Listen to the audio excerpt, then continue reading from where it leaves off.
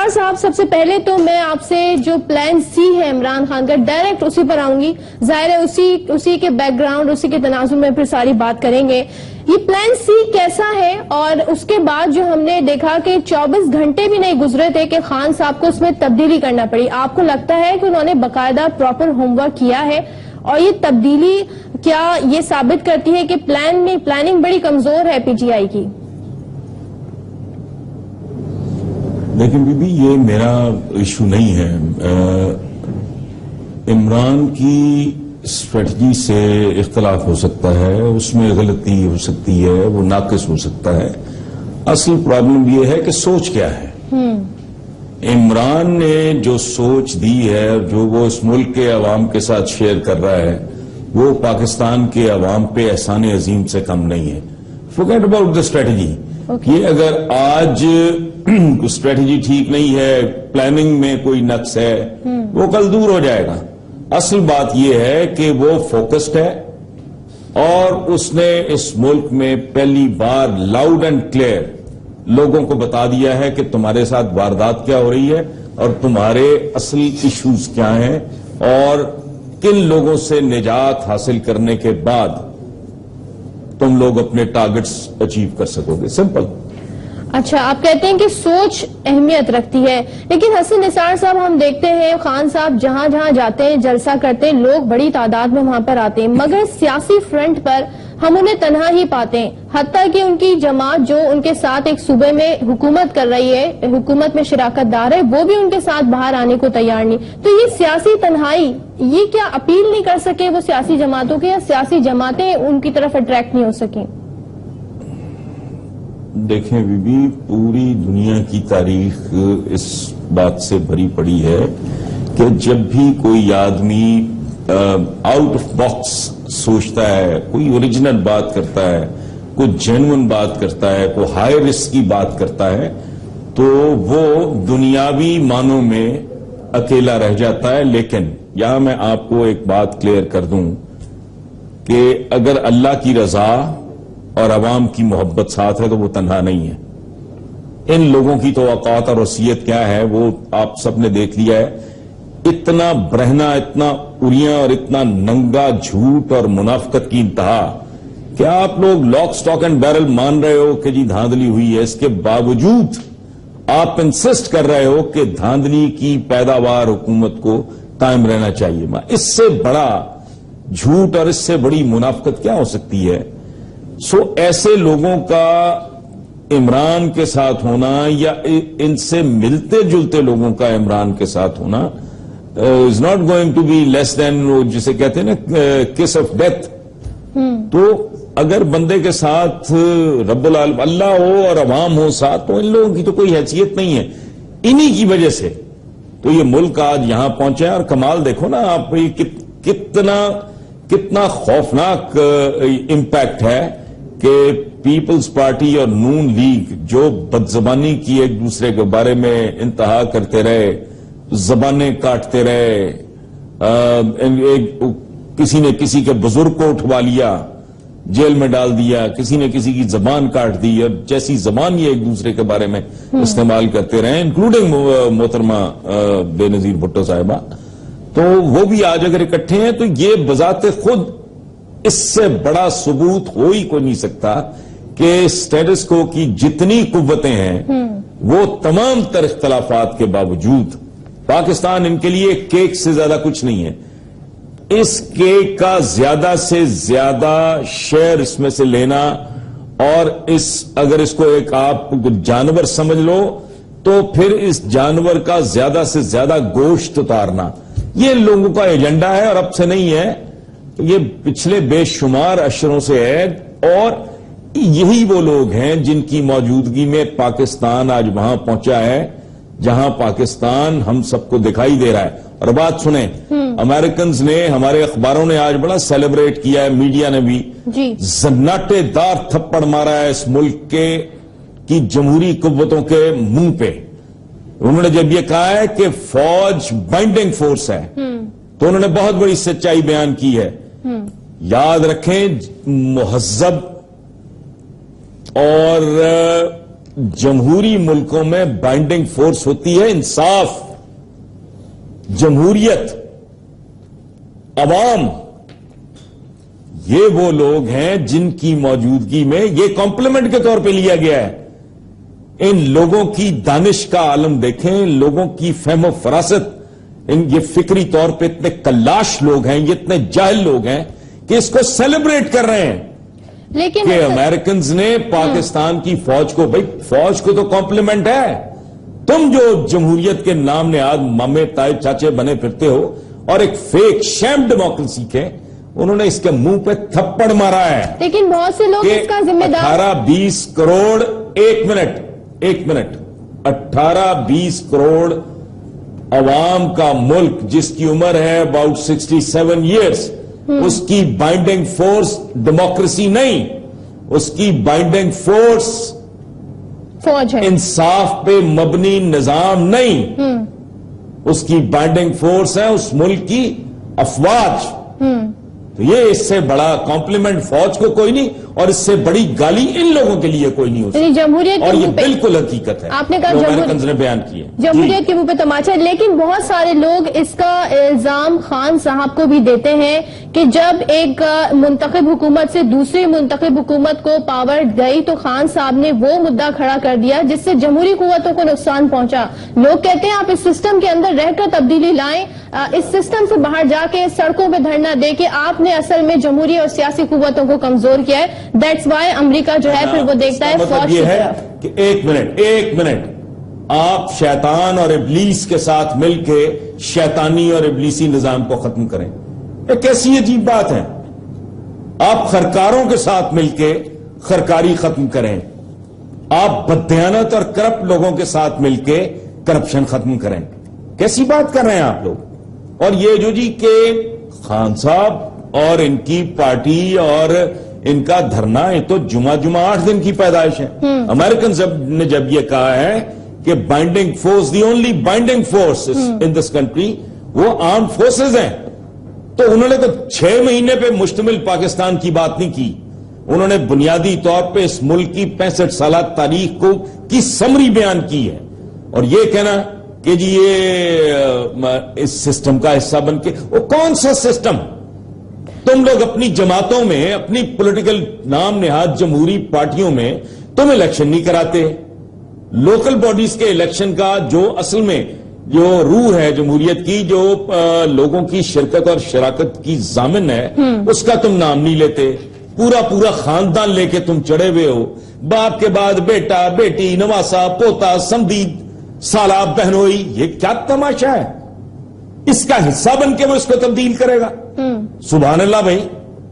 یعنی کہ لیکن حسن نثار صاحب، جب ہم طاہر القادری صاحب کی طرف دیکھتے ہیں، وہ بھی اس سسٹم کو تبدیل کرنے آئے، لیکن اب الٹیمیٹلی وہ اس سسٹم کا حصہ بن گیا. بھکر میں جو انتخابات ہوئے انہوں نے حصہ لیا، ان کا کینڈیڈیٹ ہار بھی گیا.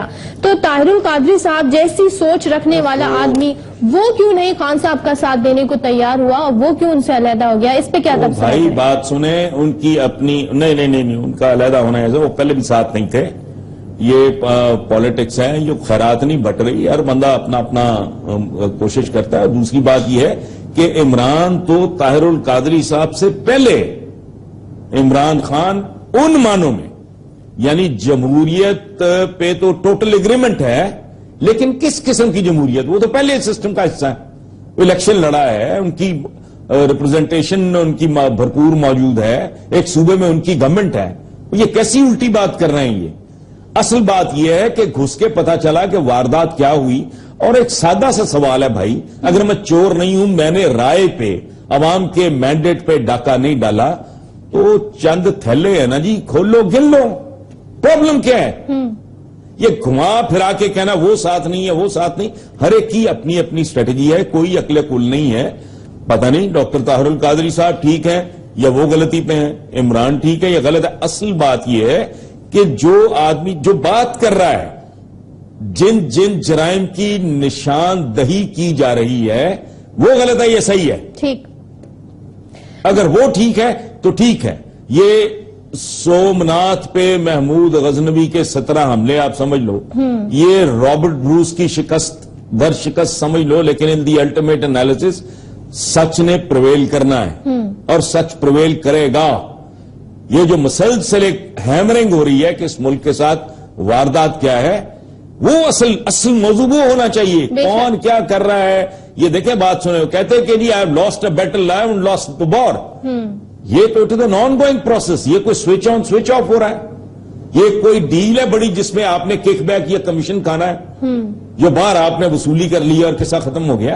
एक निजाम को तब्दील करने की चंद मखसूस किस्म के वैशियों से इस मुल्क के अवाम की जान छुड़ाने की बात हो रही है भाई। ये तो छोटा मोटा काम तो नहीं है। आप शिमला पहाड़ी नहीं फतह कर रहे हैं, ये छोटा मोटा काम नहीं है। लेकिन हसन निसार साहब, आपने कहा ये जो हैमरिंग हो रही है ये इशू होना चाहिए, सच क्या है ये इशू होना चाहिए।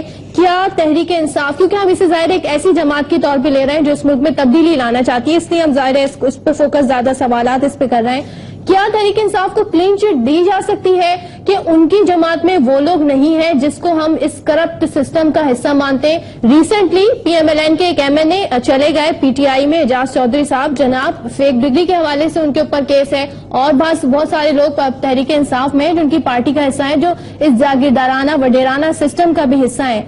तो हम उन्हें कैसे क्लीन चिट दे दें कि उनकी जमात वाकई साफ और शफाफ है और ऐसे लोगों पर है जिनके ऊपर कोई दाग नहीं? देखिए बीबी, पहली बात तो ये है कि जब लीडरशिप की बात मैं करता हूं तो मेरे नजदीक टॉप लीडरशिप अहम है। For me Imran Khan is more important. मैं पीपल्स पार्टी या नून लीग को जब पाकिस्तान तहरीक इंसाफ के साथ उसका मवाजना या तकाबली जायजा लेता हूं तो मेरे जहन में तीनों की टॉप लीडरशिप होती है। समझ आई बात? बाकी गंदे अंडे प्रोसेस में निकलते जाएंगे, वो इंपॉर्टेंट है ही नहीं। जैसे अगर एक इनिंग में, एक मैच में अच्छा परफॉर्म नहीं करता, कैप्टन कहता है इसको फारिग करो। सो इंपॉर्टेंट बात यह है कि जो हेड, अच्छा जो टॉप है किसी भी पॉलिटिकल पार्टी का, उसमें बीबी उसका वो रोल होता है जो इंसानी बदन में, याद रखें इंसानी जिस्म और इंसानी माशरा जो है उनमें बेतहाशा गहरी मुशाबहत और ममासलत होती है। किसी पॉलिटिकल पार्टी का जो टॉप मैन है उसकी हैसियत वही होती है जो इंसानी बदन में सर की होती है। सारे सिग्नल्स यहां से जाते हैं, उसके मुताबिक बाकी जो जिस्म है वो अकॉर्डिंगली बिहेव करता है। सो अगर कोई ये कहे कि इमरान की इंटेग्रिटी, तो जाहिर है वो उसके दुश्मन भी कहते हैं ये कुछ चंद एक मच्छंदरों के जिनकी आदत है इधर उधर की मारना, अदरवाइज नमल यूनिवर्सिटी से लेके शौकत खानम तक बदनीयत लोग इस तरह के काम नहीं कर सकते। सो असल बात यह है कि उनका टॉप। बाकी जरा मुझे फिर वापस जाने दें, जब आप बात कर रहे हैं इमरान खान, ओ भाई जुल्फकार अली खान खोसा साहब से लेके गौस अली शाह साहब तक जैसे सीनियर, सोबर और सीरियस लोग आज बैठ के अगर ये कह रहे हैं कि मुस्लिम लीग नून इनकी जागीर नहीं है, ये खानदान की जागीर नहीं है, ये उनकी इंडस्ट्री नहीं है, तो इसमें इमरान खान का क्या लेना देना भाई? इसमें उसे धरने का क्या रोल है?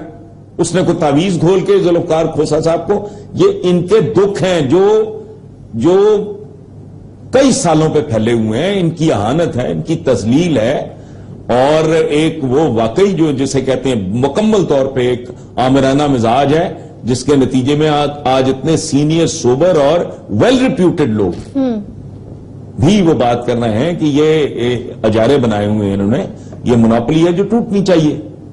यही इमरान कह रहा है। ये ठीक है। और जाहिर है जब हम देखते हैं पीएमएलएन करप्शन की बातें करती है कि आसिफ अली जरदारी का पैसा लाएंगे, जब मौका मिलता है तो वो इस मौके से फायदा नहीं उठाते, इसको पॉइंट आउट करते हैं इमरान खान साहब। मैं जरा स्ट्रेटेजी की तरफ आना चाहूंगी। आपने सोच पे बात की कि सोच उनकी बड़ी अच्छी है, लेकिन स्ट्रेटेजी और उसकी एग्जीक्यूशन भी बड़ी जरूरी है अगर वो आगे चलना चाहते हैं और अमली तौर पर कुछ करके दिखाना चाहते हैं। अब जो उन्होंने अपना प्लान दिया है, तो अब वो कहते हैं हम शटर डाउन नहीं करेंगे, हम दुकानें बंद नहीं कराएंगे, लेकिन हम प्रोटेस्ट करेंगे, शहर बंद कराएंगे। तो आपको कैसे समझ आता है हसन निसार साहब, जब वो दुकानें बंद नहीं होंगी, हड़ताल का जो एक लुग़वी मायना है वो इम्प्लाई नहीं कर सकेंगे, तो कैसे शहर बंद कराएंगे? उनकी स्ट्रेटेजी किस तरह कामयाब होगी? نہیں دیکھیں بات سنیں، ان کی اسٹریٹجی کیا ہے میں نہیں جانتا. ہوتا یہ ہے کہ کمیونیکیشن میں بعض اوقات ابہام ہو جاتا ہے. میرا پروفیشن ہے کمیونیکیٹ کرنا، لکھ کے اور بول کے کمیونیکیٹ کرنا میرا اسپیشلائزیشن کہہ لیں، میرا پروفیشن کہہ لیں. ایون دین میں آپ کو بتاؤں بعض اوقات ہوتا یہ ہے کہ آپ لکھتے ہو تو صحیح طریقے سے کمیونیکیٹ نہیں کر پاتے، یا دوسرا بندہ اس کو ٹھیک طریقے سے ریسیو نہیں کر پاتا، نتیجے میں وہ اس کو غلط معنی پہنا دیے جاتے ہیں.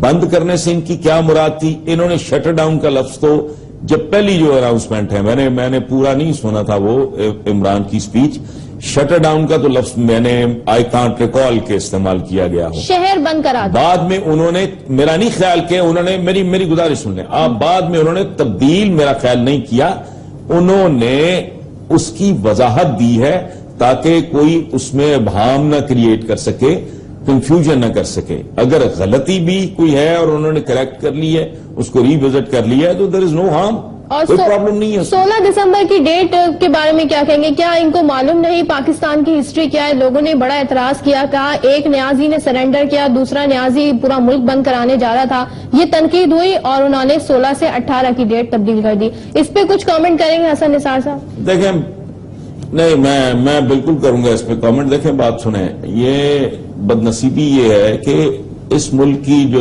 2 نمبر فراڈ قسم کی اشرافیہ، انہوں نے جان بوجھ کے عوام کو جاہل رکھا ہی اس لیے ہے کہ جہاں جہالت ہوتی ہے وہاں جذباتیت ہوتی ہے اور لوگ اس کو ٹھیک طریقے سے چیزوں کو سمجھتے نہیں.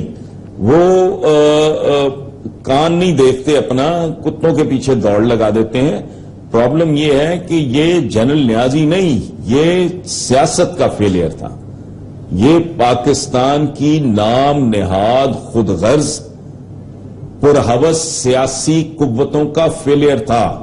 یہ اس ایٹیچیوڈ کا فیلئر تھا کہ ادھر ہم ادھر تم، جو ڈھاکا جائے گا اس کی ٹانگیں توڑ دیں گے. اور بات سنیں، جنرل نیازی تو بیچارہ یہ کہ میں تو بساط پر ہی نہ تھا، اس بیچارے کا اس میں کوئی رول نہیں ہے.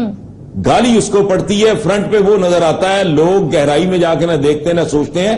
بات سنیں، ان الیکشنز کے نتیجے کا اعلان ہی یہ تھا کہ ہم نے تمہارے ساتھ نہیں رہنا. صحیح. اس کو ٹھنڈے دل سے سنیں اور سمجھیں. یہ کیسا ملک تھا جس کے ایک صوبے کی دوسری جگہ پہ نمائندگی کوئی نہیں ہے اور دوسرے کی اس کی جگہ نمائندگی کوئی نہیں ہے. اس الیکشن کا نتیجہ بذات خود یہ اعلان تھا کہ ہم نے